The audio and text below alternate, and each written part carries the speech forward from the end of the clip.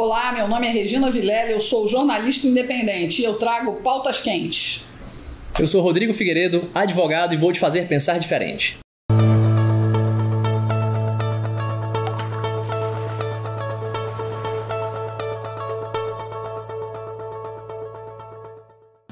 Bem-vindos a mais uma edição do Pingo é Letra. Nós hoje estamos num cenário diferente, já dá para perceber, né? É que a gente está na sala do procurador-chefe do Ministério Público Federal Militar aqui no Ceará, Antônio Cerqueira.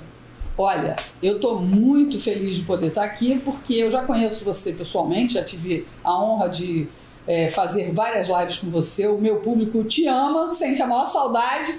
Então, como você agora tem estado muito mais ocupado, a gente aproveitou essa oportunidade para vir aqui bater um papo, para conhecer um pouco mais o Cerqueira que eu já conheço. Meu nome é Antônio Cerqueira, é só isso mesmo, eu não tenho outro nome. Sou procurador-chefe de Justiça Militar para o Estado do Ceará e Piauí. Nas horas vagas, eu sou professor universitário, embora a atividade do magistério para mim é fascinante. É a coisa que eu mais gosto de fazer é dar aula, mas infelizmente no Brasil ser professor ainda é uma utopia e às vezes até uma distopia, né?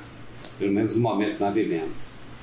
Basicamente é isso, sou carioca, radicado no Ceará. Há quanto tempo? Há 25 anos. Ganhou de mim por alguns anos. Gosto do Ceará, gosto das coisas cearenses. Cerqueira, a gente imagina que militar não dá muito trabalho, principalmente a justiça, por causa da hierarquia, por causa da ordem, por causa de toda uma ordem mesmo, né, de respeito às leis. A estrutura militar, né? A estrutura militar. Então, como é que trabalha o MP militar? Bom, o militar, acima de qualquer coisa, ele é um ser humano como outro qualquer, que a despeito das instâncias de controle sociais formais e informais, que realmente dificulta um pouco ou até ameniza, digamos assim, o comportamento transgressor ou infrator. Quando um militar resolve se transformar num bandido, ou seja, romper essa cadeia de instâncias de controle sociais formais e informais que eu mencionava, Rodrigo, ele é um criminoso como outro qualquer, e às vezes pior, porque ele tem um nível de inteligência muito bom, um preparo muito bom. Basta você ver o seguinte: desde de governos pretéritos, em que as Forças Armadas foram a pouco e pouco sendo colocadas um pouco de lado propositalmente, pugnou-se por um sistema que eu penso que é nocivo à existência da estrutura das Forças Armadas, que é a figura do militar temporário. O que é que acontece? Muitas vezes, eu mesmo já tive aqui alguns auxiliares requisitados das Forças Armadas que permaneceram aqui durante algum tempo, quando saíram daqui e foram para a rua. Saíram daqui direto para ir para a rua procurar emprego. Ora, esse pessoal ele é formado muitas vezes em cursos, em preparo que dificilmente ele teria na vida civil. Alguns se especializam em armas, conserto de armamento. E quando chega aqui, aí fora, ele não encontra trabalho. E muitas vezes eles são cooptados pelas organizações criminosas para ser armeiro do tráfico, etc. Dentre outras coisas. Inclusive, lembrando, já que você é do Rio de Janeiro, que é o pessoal mais requisitado pelo crime no Rio de Janeiro são os paraquedistas, que entram como recruta, se formam paraquedistas, saem do serviço militar obrigatório e o tráfico chama direto. Eu gostaria de dizer que tem uma incidência alta, né, na verdade. Tem uma incidência relativamente alta. A grande maioria, sai das Forças Armadas preparada, com valores ético-morais muito sólidos e em busca realmente de uma vida honrada, decente, etc. Não é menos verdade, aí seria querer tapar o céu com a peneira, dizer que muitos deles não enveredam pelo crime e com uma expertise maior até do que o criminoso comum. E essa é uma realidade que a gente não pode realmente esconder. Tá? Fora isso, nós temos crimes idênticos, ou talvez o diferencial é que nós, e aí quando eu digo nós, Eu me refiro à Justiça Militar e o Ministério Público Militar atuando de uma forma secularmente diferenciada. Mais firme, mais rígida? E com maior rapidez e efetividade. Não é o fato de você ter leis, não é o fato de você ter... Isso é besteira. É o fato de você... a certeza da punição. É o indivíduo saber que vai cometer um crime. Ele tem essa escolha, o livre-arbítrio, um dom divino, fabuloso, né? O livre-arbítrio, escolha que todo mundo tem, todo mundo tem escolha, todo mundo, qualquer indivíduo tem escolha. Eu defendo isso, não adianta aquele mimimi de que o sujeito nasceu na miséria, nasceu na pobreza e por isso enveredou pelo crime. Mentira. Esse papo furado, na minha opinião, é o maior desrespeito a um catador de lixo, exatamente, a um agricultor. Eu não gosto de falar de mim, porque afinal de contas fica parecendo que eu estou me autopromovendo. Se bem que tem algumas pessoas que têm até vergonha de dizer das suas origens. Eu diria para vocês que eu tenho mesmo de origem paupérrima. Eu cheguei aqui com muito estudo, fui o único da minha família que consegui chegar ao nível... a família, eu me refiro aos parentes colaterais, não é? Irmãos, etc., que consegui sobressair daquela média de todos e realmente fazer uma universidade e tal. Foi muito difícil chegar, mas é possível. A prova disso sou eu estou aqui. Falo alguns idiomas. Sou procurador regional, já poderia há algum tempo ser também subprocurador-geral, que é o final da carreira, também não tenho interesse nisso. Professor universitário relativamente respeitado. Você, Rodrigo, do aluno? Olha, é a maior satisfação do mundo e não imaginava que conhecer a Regina por acaso, ver uma live sua com a Regina, ligar pra ela, ei, o Cerqueira foi um dos meus melhores professores da vida, ele é um dos meus mentores. E tá aqui agora com você, lhe entrevistando, ouvindo uma aula sua por uma outra perspectiva, uma aula de vida dentro da sua profissão. O privilégio é meu, acredite. Agora então vamos pro pau. Vamos! Sabe por quê? Porque você disse que a justiça militar é muito rigorosa. Será que ela é tão rigorosa assim que é capaz de perdoar a tortura? Porque recentemente o site Intercept, daquele Greenwald, aquele mesmo que fez as escutas, liberou as conversas que ele queria. Perdevaldo. Rapaz esquisito. E esse cara aí, do site dele, disse que você era conivente com isso. Até que ponto isso é mentira ou é verdade? A verdade é a seguinte, não é qualquer... Eu recebo aqui dezenas de notícias dando conta de que o indivíduo foi torturado. O sujeito ficou preso no final de semana porque descumpriu alguma ordem, alguma coisa, e foi impedido de ir para casa. Para ele isso é uma tortura. E é muito comum aparecer mães, etc., aqui, dizendo que o filho foi torturado. Em que consistiu a tortura? Eu tenho que perguntar. Por favor, narre. Eu tomo depoimento de todo mundo. Não tem ninguém que chegue aqui nesta procuradoria com algum tipo de queixa, seja ela qual for, que não tenha direito a prestar seu depoimento, a assinar, etc. Agora, isso por si só já transforma aqueles dados em um crime? É evidente que não, eu não sou irresponsável. Uma assinatura minha numa denúncia paralisa a sua vida, não sei se vocês sabem disso. O Código de Processo Penal Militar prevê que um militar, pelo simples fato de estar respondendo a um inquérito policial militar, a vida dele fica paralisada. Ele não é promovido, ele não é removido, ele não pode ir para outro lugar, ele não pode pedir sequer reserva.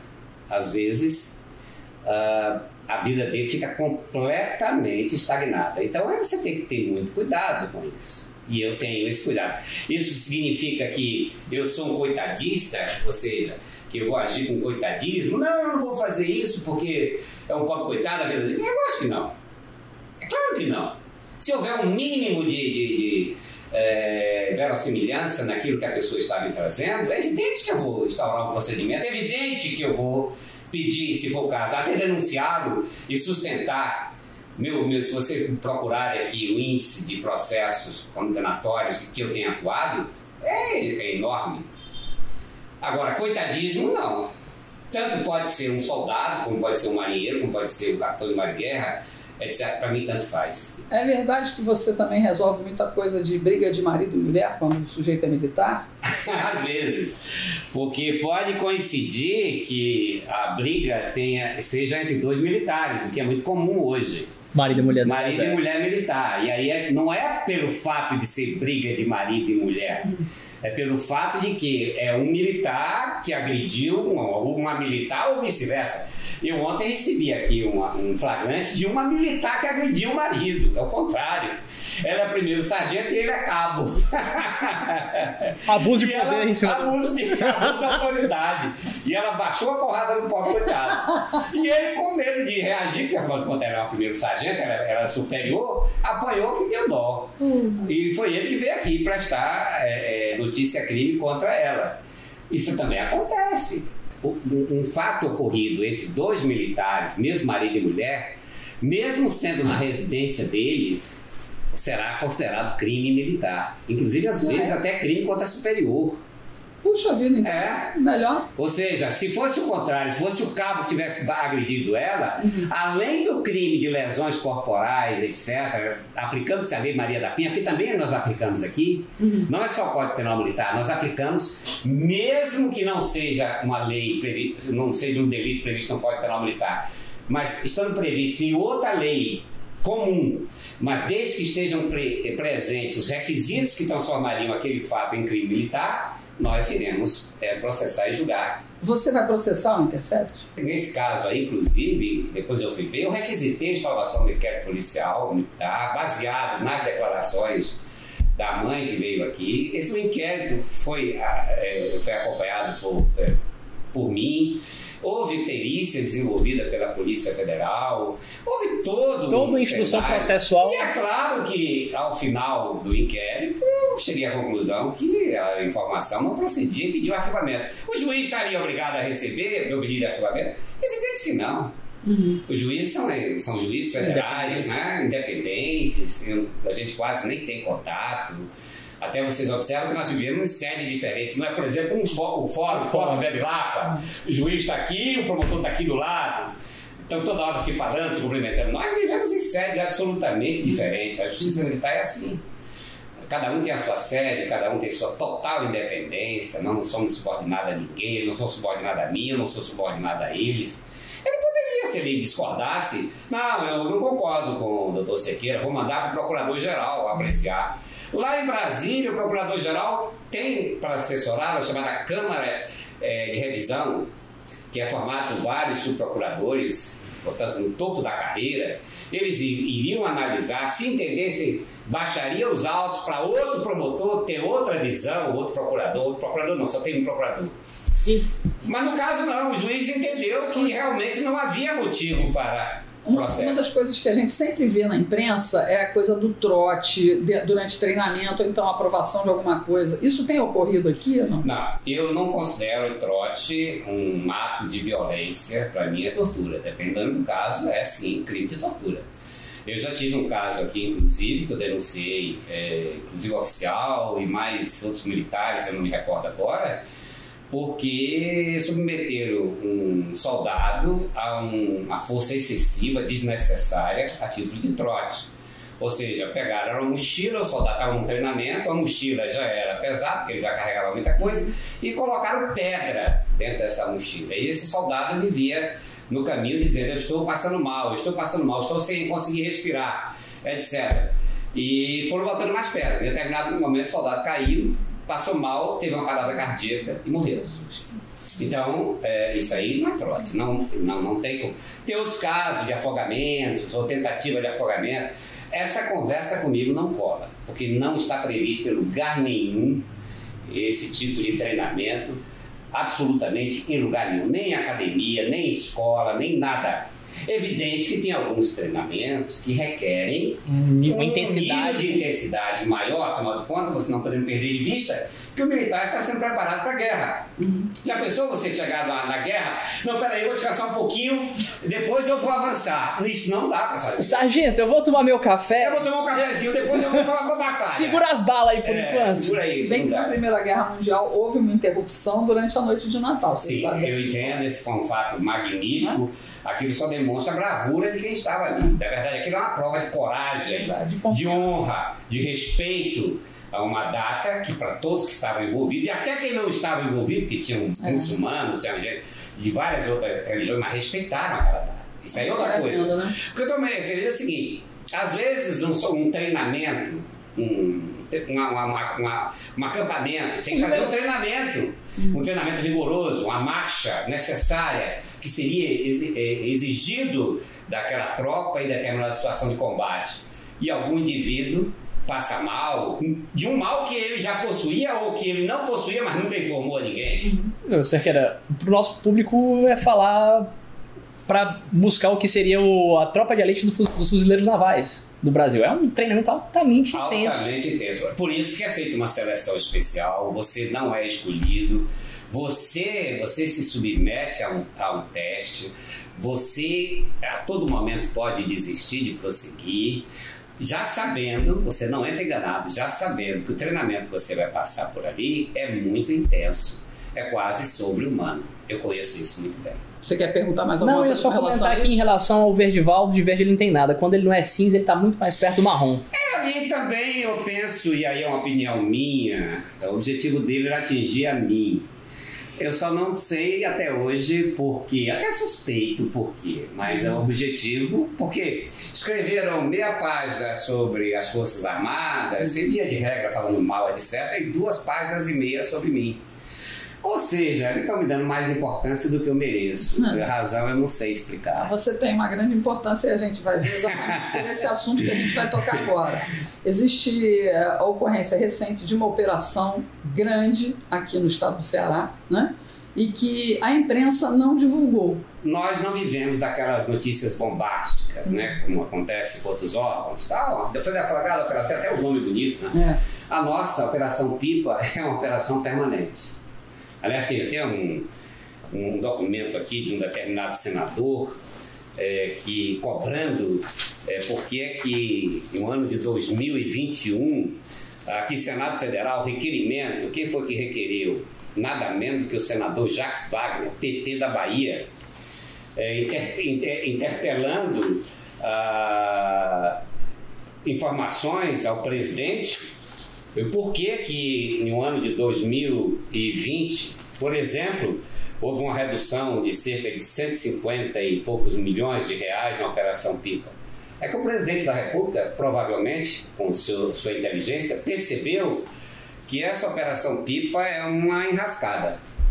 O que é efetivamente a Operação Pipa? A Operação Pipa foi criada em 1998, que é uma passagem de uma transferência de recursos de um ministério para o Exército Brasileiro gerir a tal de Operação Pipa, porque antes de 1998 esses recursos eram distribuídos para os prefeitos e acontecia o que aconteceu agora com a Covid. A pipa, no caso, é para compra de água. Compra de água, distribuição para aquele pessoal do interior, da área do semiárido, tá? Que às vezes a fonte mais próxima fica 15, 20, 30 quilômetros. E só que essas pessoas terminavam morrendo de sede porque o dinheiro ia para as prefeituras e claro, viravam pó. Viravam água, mas no bolso dos gestores. Em 1998 resolveu-se então repassar isso para o Exército. É mais ou menos, não pense que foi uma atitude boazinha, não. As Forças Armadas, e em particular o Exército hoje, até muriçoca está bem matando já. Tá? E isso é uma forma de desprestigiar as Forças Armadas pelos governos, desde o governo Fernando Henrique Cardoso. É uma forma de desprestigiar as Forças Armadas. Tipo assim, eles não têm o que fazer. Nós não precisamos dele. Então vamos arranjar a faxina para eles. As mais humilhantes possíveis. Vamos pintar pintar a rua. Agora, por exemplo, está distribuindo a vacina, mas por que está distribuindo vacina? Porque a vacina não está chegando. Porque a vacina não está chegando. O governo federal está entregando a vacina, mas os governos estaduais, com os prefeitos, estão escondendo. Estão fazendo o quê? Então, hoje o Exército está mais uma vez, a Força Armada como um todo, está mais uma vez, o Ministério da Defesa, encarregado de fazer a entrega de vacinas. Mas isso tem que ser uma atitude isolada e temporária. Porque se permanecer Se essa doença ficar por muito tempo... Até 2026. Se ela vai ficar por muito tempo. Ontem no Rio de Janeiro, não sei se vocês têm acompanhado a imprensa local e até no país, já começou a haver roubo de vacinas. 50 doses. Já está começando a haver roubo de vacinas para ser vendida.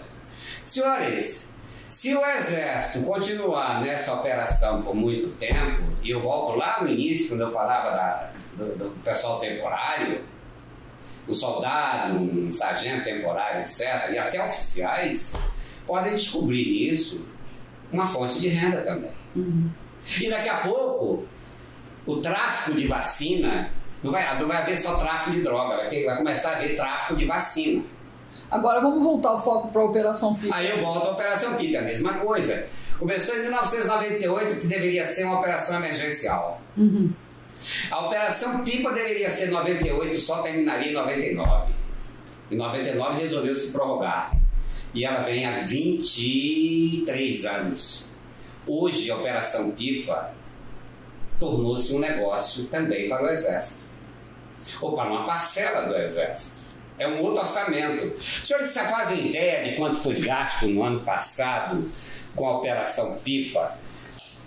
Quem administra a Operação Pipa no Nordeste é o Comando Militar do Nordeste. Passou de 700 milhões de reais. Uma pergunta. Milhões? Milhões. Essa Operação Pipa, obviamente, ela não fica... Os casos de crime, de corrupção, não ficam só na alçada do Exército. Isso resvala para a área civil e para a política civil também, ou não? Olha, essa está sendo a nossa grande dificuldade. Aqui eu vou parar. E aí é uma notícia para vocês bem interessante. Diante da nossa... Porque nós temos um grande calcanhar de Aquiles. Qual é? A Polícia Judiciária Militar. Os crimes militares, eles são apurados pelos próprios militares. É o corporativismo. Eu não diria corporativismo, eu diria inexistência de conhecimento investigativo. Tem inquérito que muitas vezes vem e volta 10 vezes por absoluta incapacidade ou por falta de capacidade, expertise técnica do investigador e por medo. E aí é onde entra outra coisa. Por quê? Se você vai no Código de Processo Penal, vou dar um exemplo, se você vai para a lei de drogas, só para dar outro exemplo de que acontece, a lei de drogas diz que para você prender alguém em flagrante delito, por porte, e aqui eu lembro a vocês, aproveitando só para lembrar, nas Forças Armadas, tanto é crime a posse para uso, como o tráfico de drogas. Aqui também é crime. O crime a pena vai de 1 a 5 anos de reclusão por uso de substância entorpecente dentro do quartel ou possuir consigo droga para uso ou não, não importa. Às vezes o indivíduo traz a droga para dentro do quartel porque depois ele vai sair e vai para uma balada. E lá ele vai usar. Que se for pego dentro do quartel, ele vai responder por posse de droga. E a pena é de 1 a 5 anos de reclusão. Mas aí vem um problema, uma questão, só para você entender. O Código de Processo Penal diz, aliás, a lei de droga diz, lei 11.343, que pode perfeitamente ser aplicada aqui, diz que para a prisão em flagrante basta que um profissional com expertise na área farmacológica, ou biológica, ou biologia, alguém que possa ter algum conhecimento sobre a questão toxicológica, basta um termo dele, basta um laudo para a prisão em flagrante, que pode ser emitida por um farmacêutico. O Exército está cheio de farmacêuticos. Mas não. Eles preferem fazer o quê? Enviar a droga lá para o Instituto de Criminalística, que já está abarrotado de problemas, para emitir um laudo. Você observa aí. Ora, o Código de Processo Penal prevê que um laudo pericial pode ser emitido por 2 profissionais. 2 médicos, por exemplo. Então, às vezes, o sujeito sofre uma lesão corporal e, de repente, vai lá para o Instituto de Criminalística. Alguém manda ele fazer o exame lá. E quando poderia ir no hospital militar e os médicos habilitados dizer exatamente em que consiste aquela lesão, etc., como foi causada, por objeto pérfuro contundente, ou por objeto contundente, ou perfurante apenas. Não, eles mandam para lá. E por que isso? Exatamente pela falta de expertise, a falta de argúcia investigativa. Eles não foram preparados para isso. Medo também? Medo. De represália? Medo. Não seria necessariamente represália. É de, eventualmente, ser considerado desidioso na sua atividade e não ter tomado as medidas necessárias. Isso nos leva à seguinte conclusão: nós precisamos urgentemente de uma polícia judiciária militar absolutamente independente das demais carreiras. Olha, você tem vários exemplos. Estados Unidos, por exemplo, cada força tem a sua polícia judiciária militar, cuja carreira é totalmente separada hierarquicamente das demais carreiras. A carreira dele é só aquela de policial. Ele já entra para exercer atividade de policial militar. Dentro do Exército. Dentro do Exército. Não sem subordinação. Você pode ser general, pode ser o que for. Para ele não significa nada. Ele tem independência funcional plena. Totalmente. Então, o Brasil precisa de ter algo assim. Então, voltemos aí à questão da Operação Pipa, que é o que nos interessa. Nós permanecemos constantemente em operação. E aí eu disse para você que tinha uns dados para fornecer. Diante desse enorme vazio que nós temos, dessa enorme dificuldade, eu trabalho muito. Meus colegas trabalham muito. E fazemos quase que o trabalho do Ministério Público, o trabalho investigativo. Você percebe, na maioria das vezes, é claro que tem também alguns casos que se quer escamotear. Não vou passar aqui. Tem. E como é que o cara começa a fazer isso? Hoje, pelo sistema, toda a nossa justiça, todo o trabalho nosso é online. Hoje diminuiu bastante, mas eu já peguei processos aqui que chegou a 26 volumes. Coisa de 15 mil folhas. Se você for comparar aquelas páginas todas ali, quase metade é de documentos repetidos. Aí sobra 50%. Os outros 50% é de documentos absolutamente desnecessários. Quando você realmente fizer, se você tiver tempo para ler tudo, você vai ver que pode reduzir a um único volume. Qual é a ideia? Qual é a ideia daquilo? É exatamente gerar confusão, disfarçar, esconder, etc. Eu tive muitos casos. Postergar também. E postergar, mas a ideia é essa. Postergar, esconder, disfarçar, etc. Por quê? Visando o quê? Deixar alguém impune. Quando, na verdade, muitas vezes, eu tive casos de inquérito, que o presidente do inquérito é exatamente um dos responsáveis pelo crime. Mas ele está investigando o cidadão lá na ponta, que é um sargento, um suboficial, etc., um subtenente. E quando você vai ver o encarregado do inquérito, que muitas vezes é um major, um tenente-coronel, é o autor do crime. Eu tenho aqui uma denúncia, inclusive, que foi denunciado, não foi nem por mim, foi por um colega, em que foi denunciado vários militares, incluindo um tenente-coronel do Exército. Tem civil aí? Tem civil também. Eu tenho uma sentença aqui envolvendo uma organização criminosa, se vocês depois quiserem dar uma olhada. As envolvidas foram 2 mulheres, a chefe da organização criminosa, foram condenadas a mais de 10 anos de reclusão. Mas não foi só ela, foram várias pessoas. Mas a chefia da organização criminosa eram as 2. Só que tem muitos outros processos com elas. Entendi. E ainda não chegamos aos líderes, que não é possível elas terem cometido esse crime sem a conivência de militares de patente elevada dentro das Forças Armadas. Quando o senhor diz patente elevada, elevada quanto? Acima de capitão. Ou melhor, acima de major. Como isso é distribuição de água, isso depende de alguma articulação das lideranças locais também, alguma... Isso não é feito no caminhão do Exército, é? Ou são feitas licitações? Não, são feitas licitações e é complicado. Aí é quando eu digo para vocês que essa operação tem que acabar. Ela tem que ser substituída. O presidente está trabalhando para isso. Tem que acabar urgentemente antes que uma parcela substancial do Exército apodreça junto. É muito dinheiro. Quando a Operação Pipa começou com caminhões do Exército. Foram trazidos caminhões de várias partes do país para socorrer o Nordeste. Depois evoluíram. Levou 2 anos com caminhões do Exército. Depois evoluíram para locação. E a verba então foi aumentada. E foi aumentando. Nós chegamos aqui a ter época de gasto, quase chegou a 2 bilhões de reais. Para distribuir água. E não era mineral. Só que a administração disso é toda do Exército. Tem um detalhe. Mais adiante, conseguiu-se governos de distribuição fácil de dinheiro, e não pense que não tem muita gente do Exército, digamos assim, no mínimo, de uma cor suspeita de verde melanciado, né? Vamos botar assim. Uhum. Tem um bocado de gente assim misturada, sabe? Que gosta de melancia. Que gosta de melancia, tá? E que conseguiu algumas benesses, e uma delas foi, pasme, uma taxa de administração. E o Exército, então, passou a ter 6% do valor para administrar para a sua locomoção. E aí entra aspectos bem interessantes. Locação de veículos, os mais variados possíveis.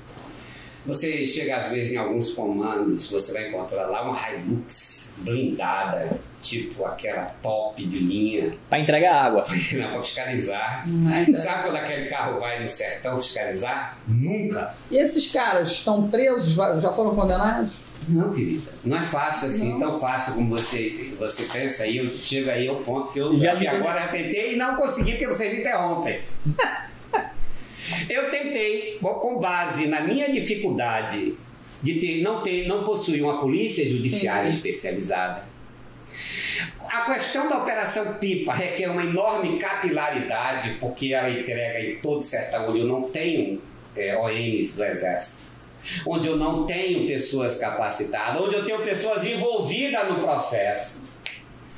Eu propus firmar com a Secretaria de Segurança Estadual do Ceará um termo de cooperação técnica, onde eles fechariam o ciclo policial.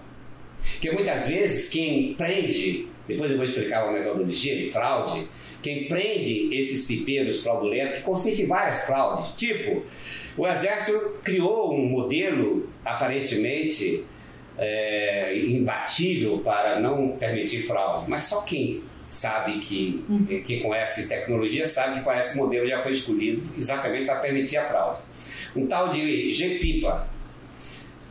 Esse G-Pipa é um equipamento que estaria sendo monitorado de algum outro lugar. Então, você, Regina, você concorreu a uma licitação e seu caminhão, juntamente com você, motorista Regina, passou a integrar uma equipe de entregadores de água do batalhão X. E você concorreu para entregar água em determinados trechos. Claro que você vai escolher os trechos que melhor você pode atender. Só que dá trabalho, você tem que ir numa nascente, encher o caminhão-pipa de água, assinar um livro lá que encheu aquele caminhão. Depois ir a um local onde você vai entregar aquela água nos municípios. Lá tem alguém indicado pelo prefeito da cidade, e aí é onde entra a complexidade, pelo prefeito da cidade, que recebe um cartão do Exército para ratificar a entrega da água. Ou seja, eu abasteço a sua cisterna, você abastece a minha cisterna, você é motorista, e eu, que sou da comunidade, indicado pelo prefeito, passou a ser, portanto, questão política também. Eu, então, passo, depois que você abasteceu, eu confiro, e aí eu passo no aparelhozinho que você abasteceu a cisterna. Só que isso dá muito trabalho, né, Regina? Você quer ganhar um dinheiro bom, mas não quer também fazer essas carradas todas de água. Aí você, em comum acordo comigo, que sou apontador da prefeitura, você diz o seguinte: eu tenho 10 carradas de água para entregar esse mês. Mas, poxa, vamos fazer um acordo aqui. Eu vou entregar só 4.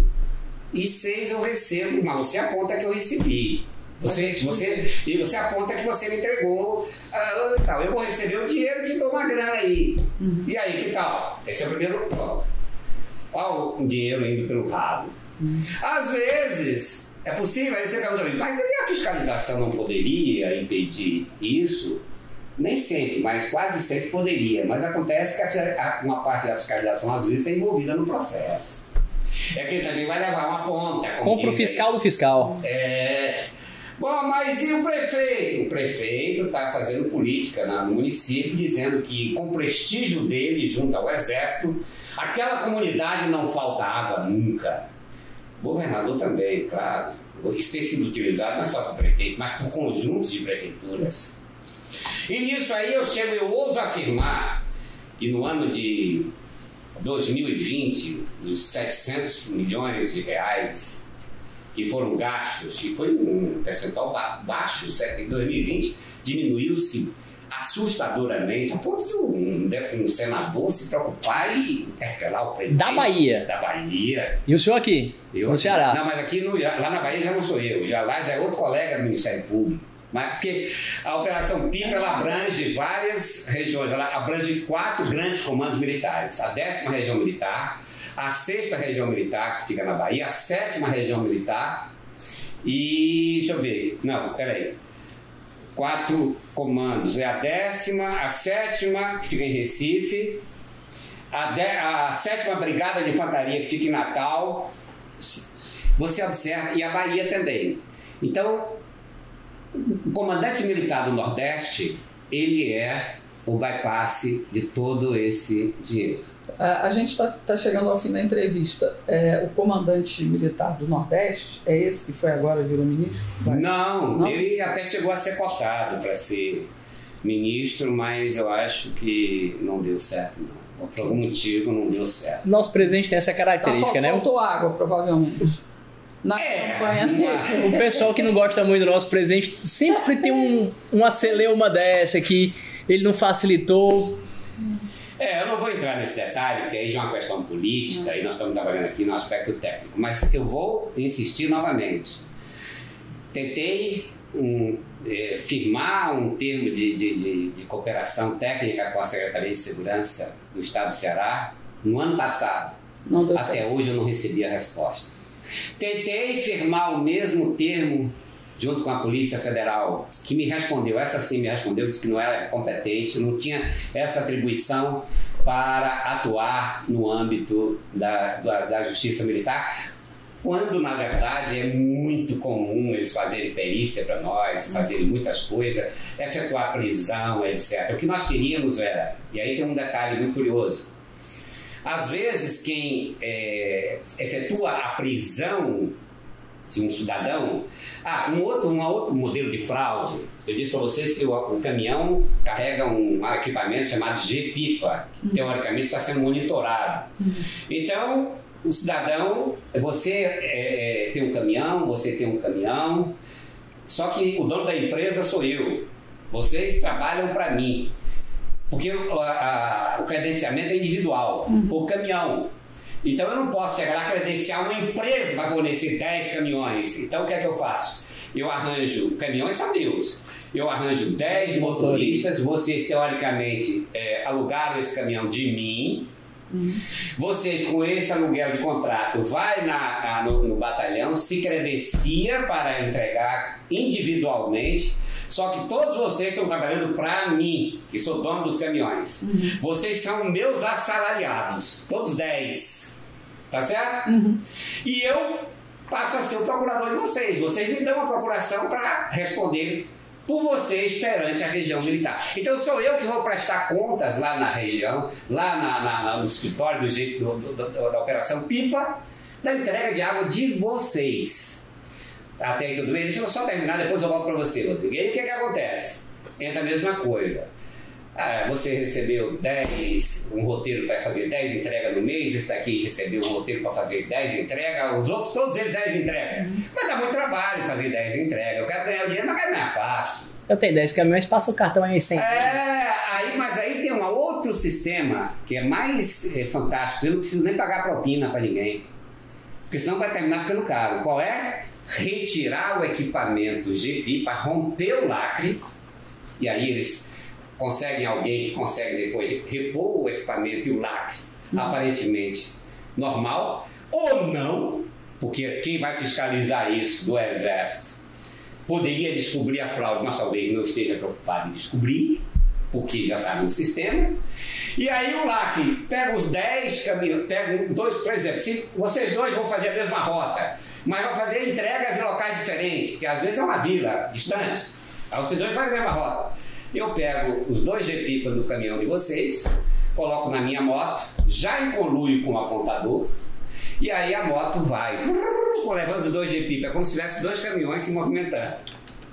Chega lá o apontador, passa o equipamento, passa o cartão, você volta e faz isso. Fica indo e voltando. E depois faz umas 3 ou 4 entregas para dizer que não entregou nada. É um crime cruel.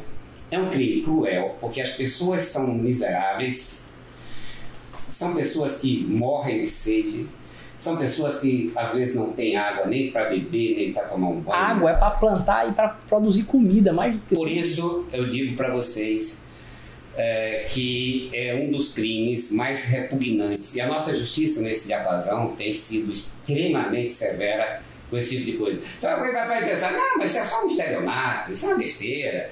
O cara que não matou ninguém. Nós temos um processo aqui que já houve morte, sim.